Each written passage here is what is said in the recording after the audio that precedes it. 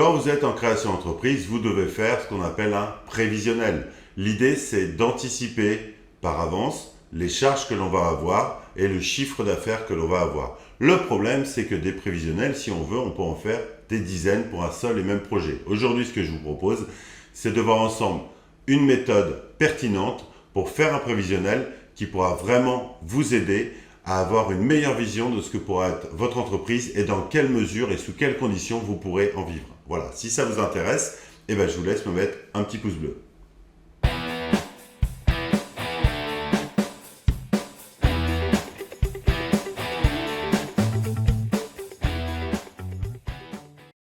Bonjour, je suis Anthony Normand de selancer.com. Alors pour faire un prévisionnel pertinent, j'utilise ce que j'appelle la démarche inversée.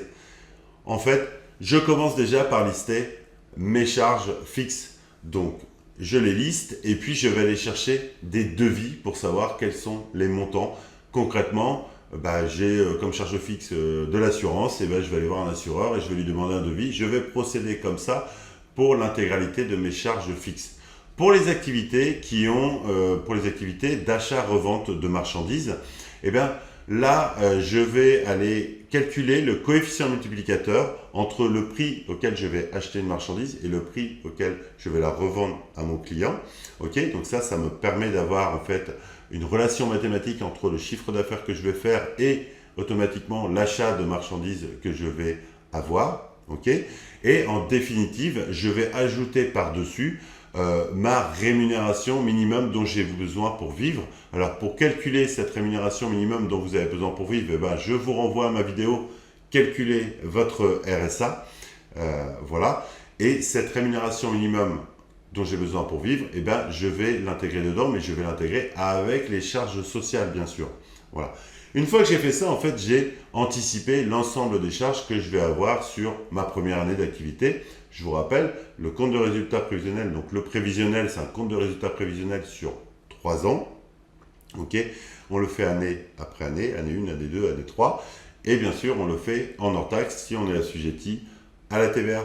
Voilà. Donc là, une fois que j'ai ça, automatiquement, j'ai le chiffre d'affaires que je dois réaliser au minimum pour que cette activité soit rentable.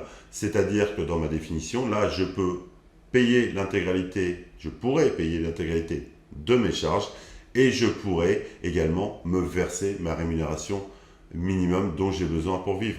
On n'est pas sur un objectif de chiffre d'affaires tel qu'on le rêve. C'est le chiffre d'affaires minimum à réaliser pour survivre. Et c'est très intéressant d'avoir cette information, c'est un calcul de seuil de rentabilité.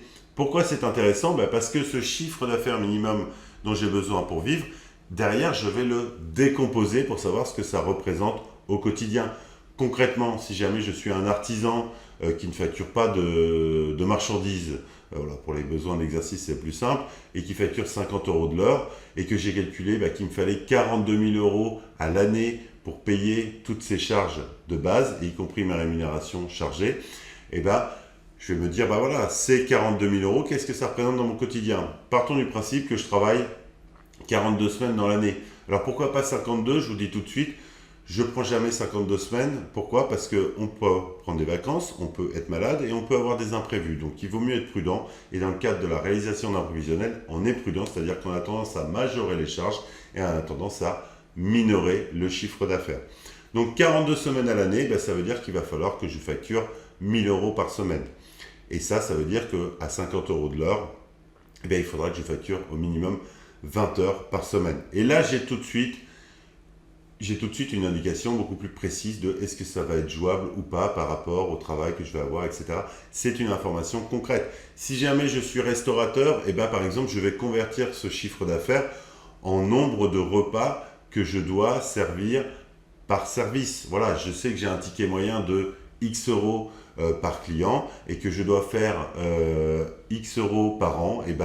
Je divise mon chiffre d'affaires que je dois faire par le nombre de semaines pendant lesquelles je vais travailler, imaginons 42 semaines, et puis sur ces 42 semaines, je vais avoir X services par semaine, par exemple midi et soir du lundi au vendredi, je dis n'importe quoi, donc ça fait 10 services, et donc je redivise par 10, et ça me donne, je divise par mon ticket moyen, et donc ça me donne le nombre de couverts minimum que je dois réaliser pour commencer à être rentable. Et ça, c'est une information très pertinente parce que si jamais je m'aperçois qu'il faut que je serve au minimum 20 couverts midi et soir et que j'ai un restaurant avec 15 places assises, je n'importe quoi une fois de plus, eh ben, ça va être compliqué. Voilà. Donc je pense que vous avez bien saisi le concept. L'idée, c'est de calculer en fait un seuil de rentabilité. On anticipe ses charges fixes et variables. On anticipe, on définit aussi sa rémunération. On calcule sa rémunération minimum dont on a besoin pour vivre. On l'intègre dedans en incluant les charges sociales. Et du coup, ça nous permet de définir notre chiffre d'affaires minimum à réaliser. Et ce chiffre d'affaires minimum à réaliser, eh ben, on le décompose soit au mois, soit à la semaine, soit au nombre de couverts, etc. en un indicateur qui soit pertinent par rapport à notre activité et qui puisse nous donner une vraie indication. Eh bien écoutez, c'est tout pour moi. Si la vidéo vous a plu, je vous demande s'il vous plaît de mettre un petit pouce bleu si jamais ce n'est pas encore fait. Voilà, pensez à vous abonner s'il vous plaît et à activer la cloche des notifications. Et je vous dis bon courage pour vos projets et lâchez rien. Ciao!